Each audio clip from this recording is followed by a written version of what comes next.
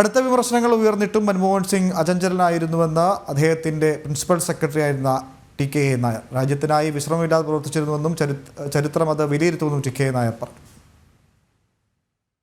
സ്വന്തം പേരിനെക്കാളിലും പ്രശസ്തിയെക്കാളിലും ഒക്കെ ഉപരിയായിട്ട് രാജ്യ സ്നേഹം, രാജ്യത്തിൻ്റെ താല്പര്യങ്ങൾ അത് മാത്രം മുൻനിർത്തി പ്രവർത്തിച്ചിരുന്ന മഹാനായിരുന്നു ഡോക്ടർ മൻമോഹൻ സിംഗ്. വിമർശനങ്ങൾക്കും